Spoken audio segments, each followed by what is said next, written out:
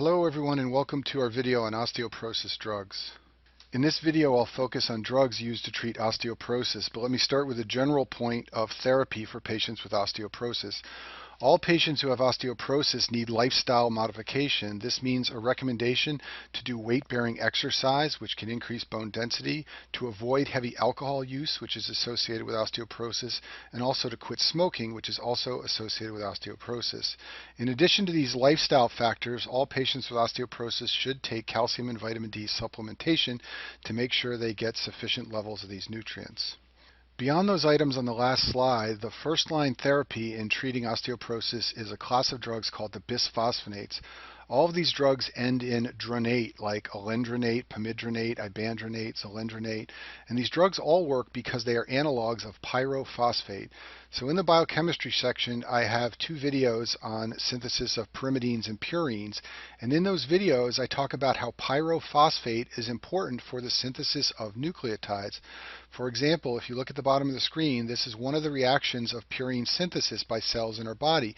Ribose 5-phosphate is converted to a molecule called PRPP, which contains pyrophosphate. Pyrophosphate is two phosphate groups linked to an oxygen. So this reaction requires pyrophosphate, as do many other reactions for making nucleotides. You need pyrophosphate to make pyrimidines and purines, to make purines like ATP and GTP, and pyrimidines like uridine, cytidine, and thymidine. So pyrophosphate is two phosphates connected by an oxygen molecule. A bisphosphonate is two phosphate groups connected by a carbon molecule, and also attached to that carbon molecule are two side chains called R1 and R2. And the two side chains R1 and R2 vary among the different bisphosphonate drugs, and this is what's responsible for their different properties. Some of them are oral and some of them are IV drugs. The reason these drugs are effective in osteoporosis is because the phosphonate groups bind to calcium, and therefore these drugs accumulate in bone. They are then taken up by osteoclasts, which are trying to break down bone, and when the bisphosphonate drug gets inside the osteoclast, it inhibits the osteoclast's activity. There are a number of mechanisms by which the bisphosphonate can do this. Some of them have to do with inhibiting nucleotide synthesis in the osteoclast, but there are other mechanisms as well. But the key point is that the phosphonate group binds to calcium, and that makes these drugs readily taken up by osteoclasts. Some of these are oral drugs. In particular, alendronate and risendronate are oral bisphosphonate drugs. And the main side effect of the oral drugs is upper GI upset. Patients who take these drugs often develop reflux, so they complain of heartburn. They can develop esophagitis and even sometimes esophageal ulcers. And this is all due to a local effect of the bisphosphonate molecule on the GI mucosa. The good news is these drugs usually only have to be taken once a week, and when the patient does take them, if they follow certain steps, they're less likely to have GI upset. So they're advised to take them with a big glass of water on an empty stomach first thing in the morning, and then remain upright for 30 minutes and don't lie down in bed. If patients follow these guidelines here, when they take them every week, they're less likely to develop GI upset. Some of the other bisphosphonates are IV drugs. For example, pamidronate, ibandronate, and zolendronate are all IV drugs. These are administered to patients in an infusion center, and the main side effect of the IV drugs is flu-like symptoms. These often occur a day or two after infusion.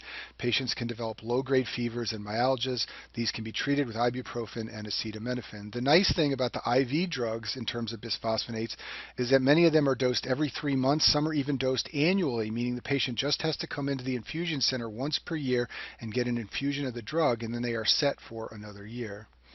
Two other potential complications of bisphosphonate drugs are atypical femur fractures and osteonecrosis of the jaw. These are both rare, serious complications that have been associated with both the IV and oral drugs. Luckily, they're very rare, but when they do occur, they're very serious. So let's talk about the atypical femur fractures first. Most hip fractures are intracapsular, meaning they occur in the femoral neck or head. So right here on this drawing, either at the neck of the femur or at the head. Some are also intratrochanteric, which means they occur right above the trochanters here, the greater and lesser trochanter. And these are the type of hip fractures that are associated with trauma that you commonly see among elderly patients. Atypical femur fractures are femur fractures that occur below the lesser trochanter or in the diaphysis of the femoral bone, so-called diaphyseal fractures. So these occur below the trochanter here or down in the diaphysis. These often happen with no or minimal trauma, and they've been reported among patients taking the bisphosphonates, and they are a rare but serious complication of these drugs. The other rare but serious complication of bisphosphonate drugs is jaw osteonecrosis, which is avascular necrosis of the jaw caused by a bisphosphonate drug.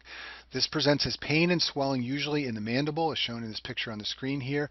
It may lead to exposed bone and local infection. It can lead to a pathologic fracture of the jaw, which is a fracture of the jaw that occurs with no or minimal trauma related to underlying osteonecrosis. Most of the case reports of this have occurred in the setting of patients with significant dental disease, and for this reason, some doctors don't give bisphosphonates to patients who have a lot of dental problems. Our next drug used to treat osteoporosis is teriparatide. This is a recombinant version of human parathyroid hormone. Now you might think that giving parathyroid hormone, which causes bone resorption, is a bad idea among patients with osteoporosis, but it turns out the drug works, and this is the reason why. Continuous administration of parathyroid hormone, like the way your parathyroid gland delivers the hormone to bones, leads to bone resorption and raises the serum calcium. This is important physiologically. This is the way your parathyroid gland works. However, if you artificially administer a low-dose, once-daily bolus of parathyroid hormone, you get a different effect. In this case, you get increased bone mass. The reason for this different effect is not known, but you will see if you give a once-daily bolus of parathyroid hormone to a patient, increased osteoblast bone formation. And this is in contrast with many therapies for osteoporosis which inhibit osteoclast. Teriparatide, which is synthetic PTH, increases the bone formation by osteoblasts. And so for this reason, recombinant PTH, which is teriparatide, can be given as a subcutaneous daily injection, and it will lead to more bone formation. Potential adverse effects of teriparatide are shown on this slide. First of all, the drug can cause a brief rise in serum calcium. This should make sense to you. It's a synthetic version of parathyroid hormone, so naturally it can raise the serum calcium. Now, the drug has a quick on and off effect over hours, and it rarely leads to very high calcium levels or symptomatic hypercalcemia, but you can see a brief rise in the serum calcium level. In addition, this drug has always had a theoretical risk of causing bone tumors like osteosarcoma. Now, very few cases of bone tumors among patients taking this drug have been reported, but high dosages used for a long duration in rats have been shown to cause cancer, so this is always a theoretical risk of administering this drug for a long period of time. Our next osteoporosis drug is raloxifene, which is a SERM. A SERM is a selective estrogen receptor modulator. It gets this name because it has estrogen actions on bone, but anti-estrogen effects in breast tissue and in the uterus, hence the term selective estrogen receptor modulator. This drug can also be used for the prevention of breast cancer. That's because it blocks estrogen effects in breast tissue. And many of its side effects are related to estrogen. It can cause hot flashes by blocking estrogen effects, and it's associated with thromboembolic disease like deep vein thrombosis and pulmonary embolism, just like many other estrogen drugs. The good news about this drug, and the reason it's often favored in women with osteoporosis, is because it has minimal effects on the uterus. Some drugs that activate estrogen receptors can cause bleeding or endometrial hyperplasia or endometrial cancer, but that is not seen with this drug because it has very few effects on the uterus. Calcitonin is a hormone normally produced by the thyroid gland. It's synthesized by the parafollicular cells of the thyroid gland, which are also called C cells. This hormone binds to osteoclasts and inhibits bone resorption. And there is a commercially available form of calcitonin that is derived from salmon, so it's actually derived from fish. The calcitonin from fish is collected and it's marketed as a drug, and this is one potential therapy to treat osteoporosis. Our last osteoporosis drug is denosumab. Denosumab is a monoclonal antibody to the rank ligand. All drugs that end in AB are usually antibodies, and in this case, it's an antibody to the rank ligand. The rank ligand is expressed by osteoblasts, as shown in this picture. It binds to the rank receptor on osteoclasts and leads to the activation of osteoclasts and therefore bone breakdown. So this antibody binds and blocks the rank ligand so that it cannot bind to rank. This leads to a blocking of osteoblast activation of osteoclasts. And that concludes our video on osteoporosis drugs.